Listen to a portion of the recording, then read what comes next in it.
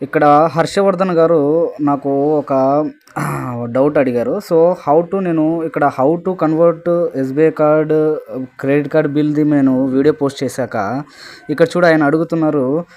New card bro నాది. So, bill ఇంకా generate అవ్వలేదు. జనరేట్ అయ్యాక కన్వర్ట్ చేసుకోవచ్చా? సో, కన్వర్ట్ అయితే చేసుకోలేమండి. సో, బిల్లు ఎప్పుడైతే మీకు జనరేట్ అవుతదో అప్పుడే మీరు ఆహ్, క బిల్లు జనరేట్ అయిన తర్వాత మీరు ఇంక ఏముండదండి. యాక్చువల్‌గా 15థ్ నవంబరు నీకు అమౌంట్ డెబిట్ అయితే మీకు ఇక్కడ బిల్లు జనరేట్ వచ్చేసి మీకు 9థ్‌న అట్లా ఉందనుకోండి. 9థ్ లోపే మీరు ఏం చేయాలంటే మీరైతే ఈఎంఐలోకి అయితే కన్వర్ట్ చేసుకోవాలి. నెక్స్ట్ ఇంకా అడుగుతున్నారు. ఆయన ఏం అడుగుతున్నారంటే ఒకసారి చూద్దాము. సో, ఈఎంఐ అమౌంట్‌లోనే జీఎస్టీ కూడా యాడ్ అయ్యి వస్తుందిగా. సో, అమౌంట్ కడితే సరిపోతుందిగా. ఎక్స్ట్రా చార్జెస్ ఏమవుతాయి? సో, అది మినిమమ్ అమౌంట్ డ్యూ అండి.